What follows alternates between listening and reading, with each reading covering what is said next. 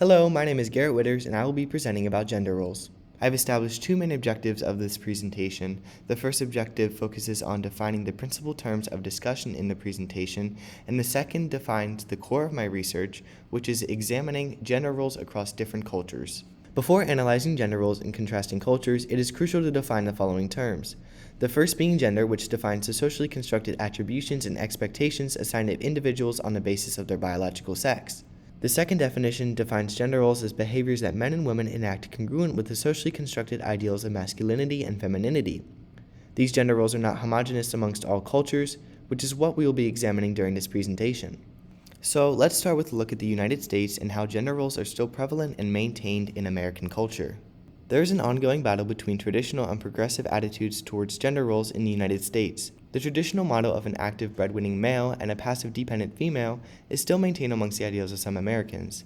This model pressures men to support their families financially, but more and more men have increased their contributions around the house, which is a step towards egalitarian gender roles.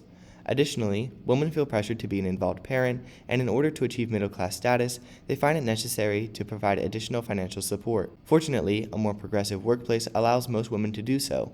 Expectations still remain that stress job or career success amongst men and physical attractiveness among women. Many American households still adopt the expectation that men maintain emotional resilience and refrain from expressing emotions. This roots from the traditional ideal that men are supposed to be the primary providers for their families and therefore must maintain emotional resilience. Moving beyond the United States, the second culture I will be discussing resides in Samoa. Samoa is a small island country in the South Pacific Ocean and is home to the Samoan people. In addition to the typical male and female gender identities, Samoan culture widely accepts a gender nonconforming community known as Fa'afafine.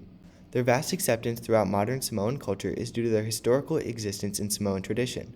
Many Fa'afafine describe themselves as third gender, which derives from the fact that their gender embodiments often encompass expressions of both femininity and masculinity and performance of both feminine and masculine labor.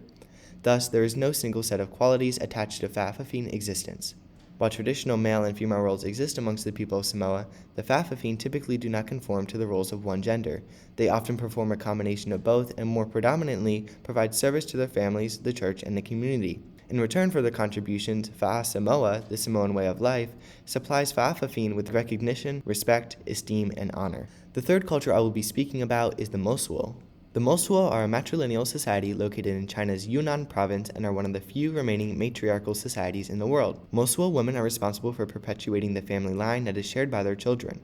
The recurring theme of the Mosuo family is that the mother and her brother are the central driving force of the family's progression and prosperity. It is the day-to-day running of the household and the work in the fields that is performed by the mother. While it is the mother's brother that presides as the droll head of the household, he is often not around, so that responsibility is commonplace upon her.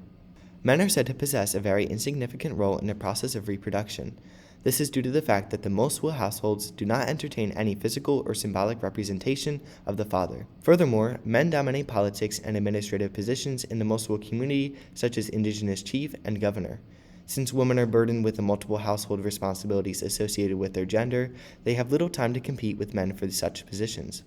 This leaves women with little role to play in the public sphere and exemplifies their lack of freedom. Women do possess rights over children and property, and they have full autonomy in matters of sex and marriage, but these factors do not provide women with the same freedom experienced by men. The fourth and final culture I will be examining is the Maasai. The Maasai of southern Kenya and northern Tanzania are pastoralists who have adopted an age-set system that defines male gender roles based on maturation and specific positions within the course of life. Young boys are responsible for herding and looking after livestock, and once they are deemed ready for manhood, they are promoted to mirans or warriors who are entrusted with the protection of the community. After 7 years or so, mirans are ritually promoted to junior elders, at which point they are expected to get married, start a family, and economically provide for their families. Later in life, they are then promoted to full elders and fire stick elders, which is when they gain some command over community political leadership. Women do not experience the same ritual promotion through the age-set system. The responsibilities of women are defined from a young age and shift in relation to the growth of their families, but never really extend beyond the needs of their family. For example, young girls are responsible for household chores and taking care of younger siblings. These responsibilities do not really go away with maturation, they just evolve. Married women remain obligated to complete household-based work and function as the primary caretaker of their children. Due to the enshrinement of male dominance in many myths and folktales in Maasai culture, female submissiveness has become embedded in the Maasai way of thinking. There are taboos in place that specify what women can eat and do, which further indicates the expected subservience of Maasai women.